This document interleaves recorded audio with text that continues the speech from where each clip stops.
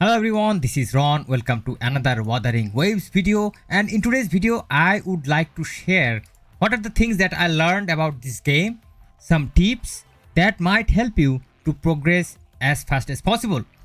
So first thing first, there are many bugs in this game. So in many times you will see that the game is kind of lagging, or sometimes you'll see that your controller is not working. In those cases, just restart the game. For example, sometimes I feel that the controller is not working. I just disconnect the controller and connect it back, and then it's working all fine. So first thing first, initial banner. I'm going to divide the different topics. There will be different topics that I'm going to talk about. I'll talk about initial banner.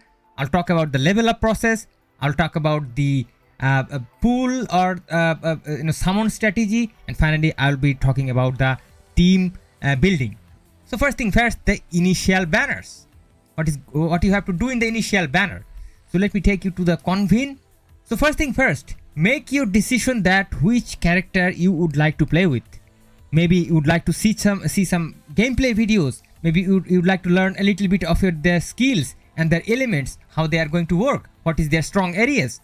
First learn a little bit, then select the characters, and then if you are feeling okay with it, then proceed further, because it is very important to select the characters, because there are certain limitations in this game about the resources, and you should not spread your resources behind all random characters.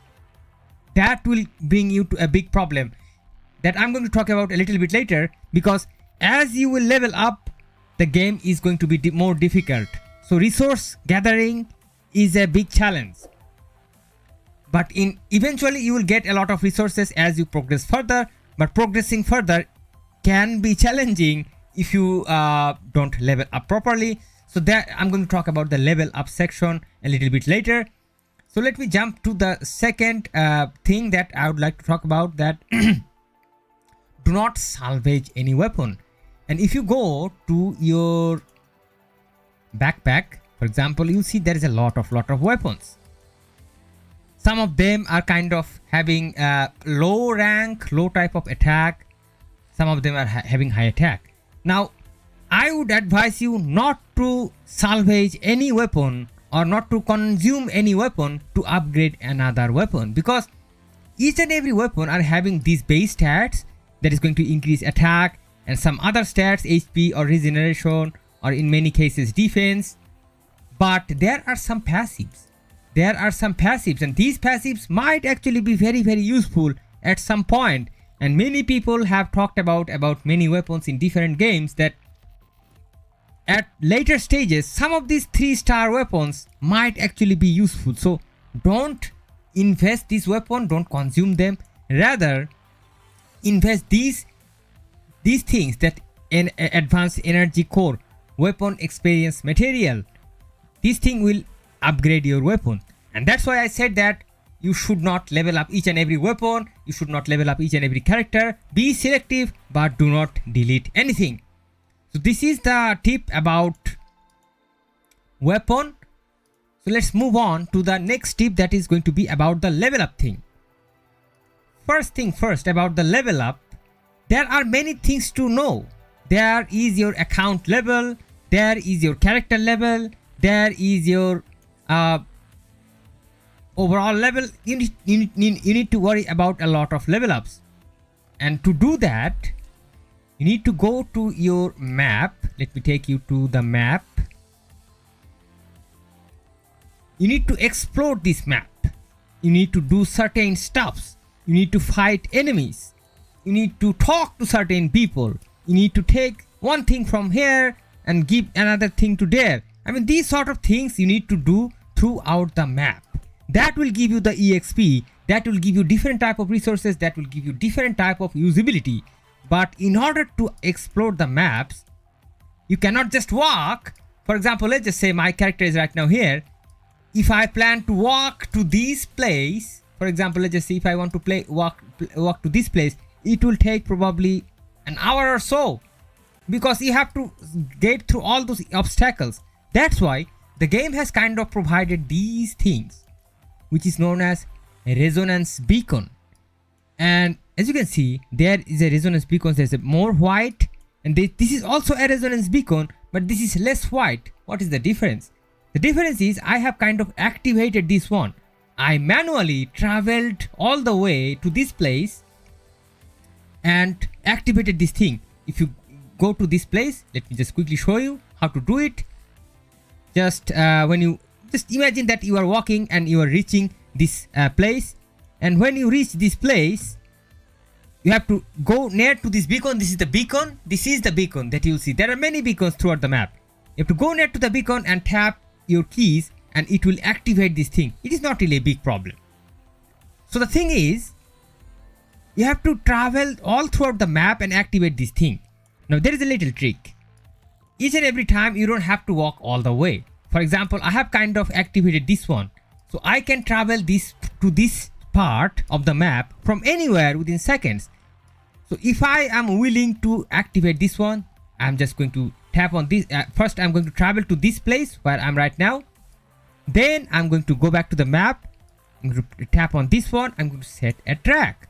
So in this way the map is going to track. And now if I go to my gameplay, if you look at this map, that there is this thing is blinking. So now I can go manually and activate that thing, and when I am going to come back to the map again after activating, then this thing is also going to be as white, and it is also going to be eligible for fast traveling.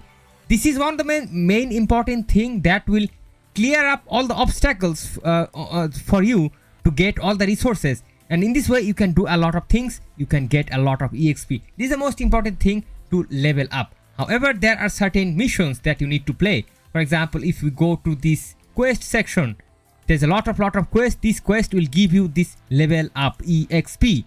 Just do them as much as you can. If you go to this guidebook, you will see a bunch of EXP, and based on these activities you will earn these activity points, and they will give you this union EXP. This is a thing that is going to level up your account. So this is a thing that you have to do. And of course, another thing that you have to usually do, that is to roam as much as possible throughout the map. Just roam as much as possible, try to play as much as possible, try to defeat different type of monsters, try to collect ecos. Each and every of these activities will give you some sort of benefit, EXP. I mean, the possibilities are kind of totally endless, to be honest, in this game, because this is an open world game and you can do a lot of things. Now another thing about ecos, since you will be fighting a lot of monsters and you will be collecting a lot of ecos, you'll be leveling up for sure, but do not level up the initial eco. And let me tell you what do I mean by that. If you go to your backpack, that is your inventory, and this is the second tab, that is the eco tab, and here you can see all the available ecos. These are the ecos that I have already farmed. Now not all these ecos are going to be great, not all of them are good. There are certain ecos that have certain, you have to check out these stats and also these stats. There are two types of stats. For example, this one is a glacial damage. It is doing glacial damage on this basic stat, but in this other effect it is doing something else. It is rejuvenating glow, it is doing some healing. So it will depend on your need. Ideally you should have the same thing. For example, one eco I have, let me show you that this eco, for example, this one is doing transformed into Fuship Cyclone and doing arrow damage. It is doing arrow damage. Here is also doing arrow damage. This is a good eco, but guess what? In this section it is doing glacial damage. Ideally you should have arrow damage in this section too to have a good eco, but guess what? You can already use this one too because the effects are good. So try to read all of these effects and try to prioritize. But I would say that initially you will get a very low leveled eco with a low stats. Try not to invest too much resources on them, because as I said that even the eco leveling resources might come a little bit rare to you, and you might find a little bit problem in gathering those resources. Now of course another way is to do different type of dailies. If you go to your quest, and this is going to be the daily quest. There are different type of quests. They will give you different type of rewards, and based on that you'll be able to level up your character and level up your account. So let's move on to the next part, and that is going to be the banners. Let's talk about the banners. And in this game, convenes are known as the banners. There are different type of banners. For example, this one, the first one is an F2P banner. Here you can use these currencies. This is a separate currency. This is known as luster stride, a currency which is free to obtainable in the game. You can get a lot of them by playing different game modes. However, there is another type of currency which is known as stride. This is a premium currency. It is not easy to get them, and you should only invest this currency after premium banners, not in free banners. In this banner, always use these free currencies. And next, this is the premium banner, limited time banner. In this banner, you cannot use the previous free currencies that I showed. Here you can use only these premium currency as stride. However, you can also this radiant tide. This is the same thing that you can buy with money, or you can buy with also this stride. So only use stride in this banner. There is another banner, that is limited weapon banner. Only use stride in these limited banners because no other currencies are available, and these are the weapon tickets that you can also buy by using these premium currencies. Now, to complete each and every of this banner, you will need 80 pulls, and each and every pulls you will consume 1600 of this stride. That means to complete 80 pulls, you will need 12,800 stride for these limited banners. However, the PTs are not guaranteed. It is not a guarantee that at the end of 80 pulls you will get. There is a 5-star guaranteed for sure, but we never know which is going to be the 5-star. That might be the banner 5-star, or might be any other 5-star that is available in the game. So that's one thing you need to know. However, weapon banner, also same equation, 80 pulls, 12,800 of this stride you will need, and this is guaranteed. After 80 pulls, you will get this thing guaranteedly. There are other banners. These are F2P free banners.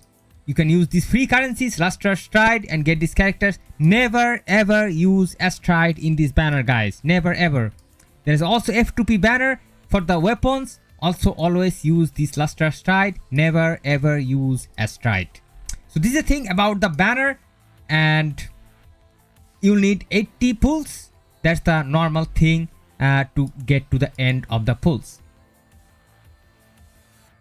Now let's talk about team building. Now let me take you to the team building section, and there are different type of team possible. The team can be possible on element, or team can be possible without element. For example, in this team, my main damage dealer Jiyan is arrow damage dealer or wind damage dealer.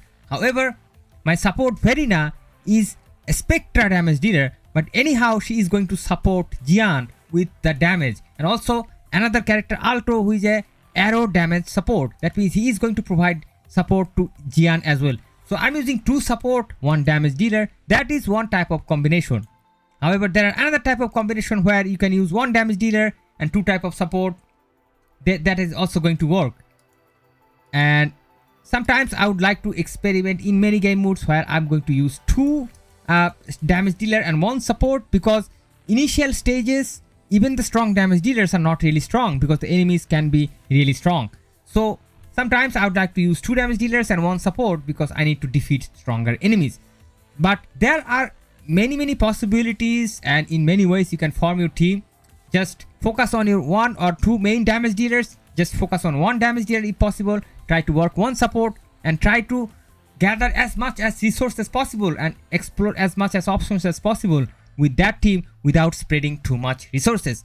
So these were the tips that I wanted to talk about. I hope this was helpful to you.